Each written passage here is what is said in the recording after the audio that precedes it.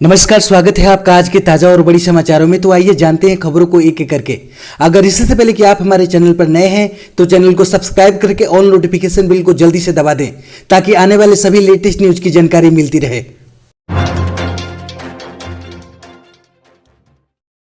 बिहार में पप्पू यादव की गिरफ्तारी को लेकर मचा घमासान। नीतीश सरकार के सहयोगी दल ने भी किया विरोध। जी हां, आपको बता दें कि पप्पू यादव की गिरफ्तारी का चौंकाने वाला मामला मंगलवार सुबह सामने आया, जब पटना में बुधा कॉलोनी थाने की पुलिस टीम ने जाप नेता को घर पर ही नजरबंद कर दिया।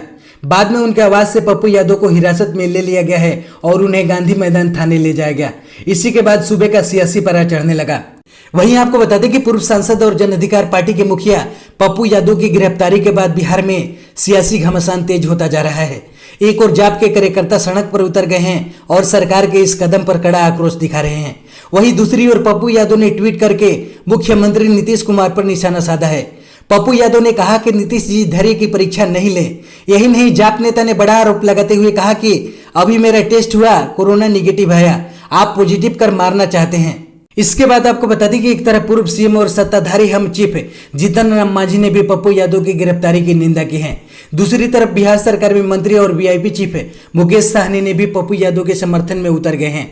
आपको बता दें कि पप्पू यादव ने 3 दिन पूर्व सांसद के ठेके से खरीदे गए एम्बुलेंस के बेकार पड़े होने को लेकर खुलासा किया था।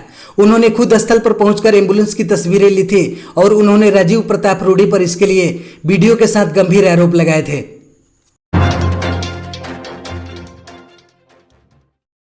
सेंट्रल विस्टा प्रोजेक्ट को लेकर राहुल गांधी का पीएम मोदी पर निशाना, कहा गुलाबी चश्मा उतारिए प्रधानमंत्री जी। जी हां, आपको बता दें कि सेंट्रल विस्टा प्रोजेक्ट को लेकर केंद्र सरकार लगातार विपक्ष के निशाने पर है। इस बीच राहुल गांधी ने भी सेंट्रल विस्टा प्रोजेक्ट को लेकर लगातार पीएम मोदी को घेर रहे हैं। उन्होंने मंगलवार को पीएम मोदी पर निशाना साधा। राहुल गांधी ने कोरोना के हालात का हवाला देते हुए कहा कि पीएम मोदी को अपने उस गुलाबी चश्मे को उतारना चाहिए जिससे सेंट्रल विस्टा प्रोजेक्ट परियोजना के अलावा उन्हें कुछ नहीं दिखाई देता। राहुल गांधी ने इस मामले में ट्वीट किया। उन्होंने लिखा कि नदियों में बहते शव, अस्पतालों में लंबी लाइनें, जीवन सुरक्षा के छीना हुआ हक, प्रधानमंत्री जी वो गुलाबी चश्मे उतारिए जिससे सेंट्रल विस्टा प्रोजेक्ट के सिवा कुछ दिखता ही नहीं।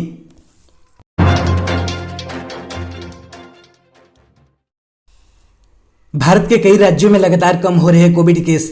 देश में 21% हुई एक्टिव मरीजों की दर। जी हां, आपको बता दें कि केंद्रीय स्वास्थ्य मंत्रालय के सचिव लव अग्रवाल ने प्रेस कॉन्फ्रेंस में बताया कि देश में कोरोना वायरस की रफ्तार अब धीमी हो रही है। कई राज्यों में नए मरीजों की संख्या में कमी और रिकवरी दर में बढ़ोतरी दर्ज की जा रही है।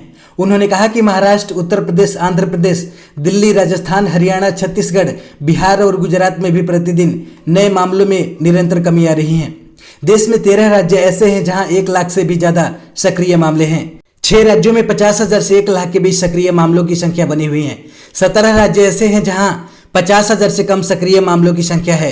वहीं आपको बता दें कि संयुक्त सचिव लव अग्रवाल ने आगे कहा कि कर्नाटक, केरल, तमिलनाडु, पश्चिम बंगाल, उड़ीसा, पंजाब, असम, जम्मू और कश्मीर, गोवा, हिमाचल प्रदेश, पुदुचेरी, मणिपुर, मेघालय, त्रिपुरा, नागालैंड और अरुणाचल प्रदेश में प्रतिदिन नए मामलों की संख्या में बढ़ोतरी दर्ज की जा रही है। कोरोना के बढ़ते मामलों को देखते हुए तेलंगाना में 10 दिनों के पूर्ण लॉकडाउन का ऐलान। राज्य मंत्रिमंडल ने लिया फैसला। जी हां, आपको बता दें कि तेलंगाना में बुधवार से 10 दिन का लॉकडाउन लागू रहेगा। राज्य मंत्रिमंडल की बैठक में यह फैसला लिया गया है। मंगलवार को कैबिनेट बैठक के बाद मुख्यमंत्री कार्यालय की ओर से यह जानकारी दी गई है कि बुधवार 12 मई सुबह 10 बजे से 10 दिनों के लिए तालाबंदी लागू करने का निर्णय लिया गया है। इन 10 दिनों के भीतर सभी गतिविधियों को सुबह 6 बजे से 10 बजे तक ही इजाजत दी जाएगी।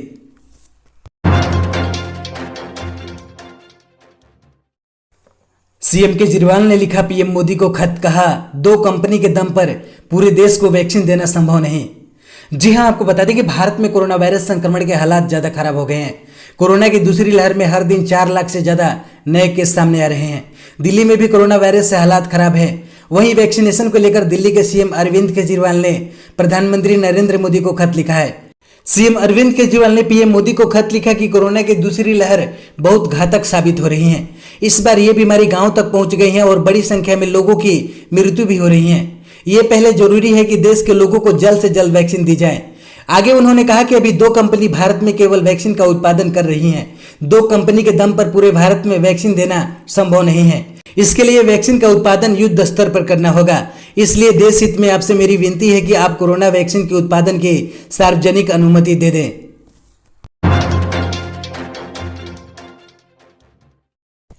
कोरोना के बीच डॉक्टरों की बड़ी सलाह, जांघ और पिंडली में ज्यादा दर्द और सूजन हो तो हो जाए सावधान, 48 घंटे में हो सकती है मौत।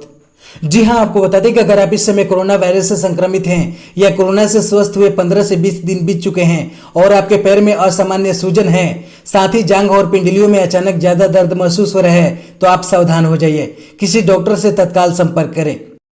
दरअसल इस दर्द के पीछे खून में बन रहे थक्के जिम्मेदार हो सकते हैं। इनकी वजह से 24 से 48 घंटे में मरीजों की मौत भी हो सकती है। इस तरह के मामलों में मृत्यु दर करीब 50% है, यानी हर दूसरा मरीज अपनी जान गंवा रहा है, जबकि सही समय पर इलाज मिलने से जिंदगी बचाई जा सकती है।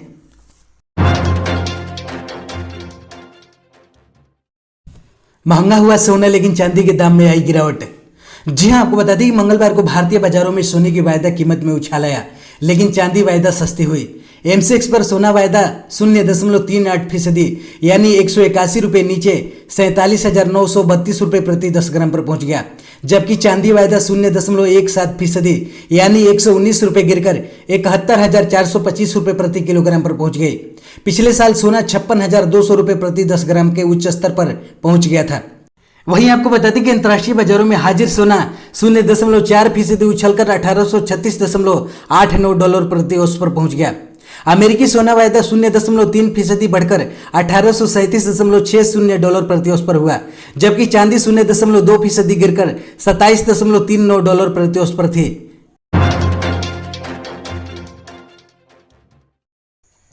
मौसम विभाग ने जारी की चेतावनी, कई इलाकों में धूल भरी आंधी के साथ आफत बनेगी बारिश।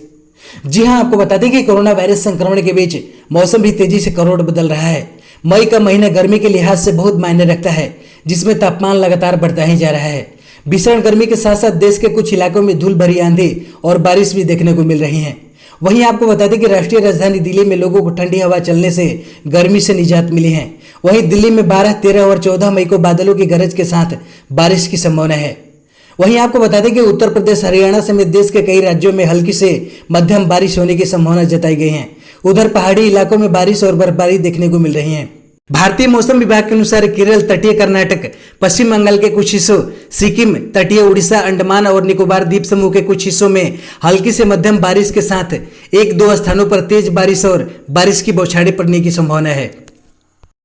हमारे चैनल पर बने रहने के लिए बहुत बहुत धन्यवाद। दी गई जानकारी से अगर आप संतुष्ट है अथवा नहीं, अपनी राय कमेंट बॉक्स में जरूर दें। जय हिंद।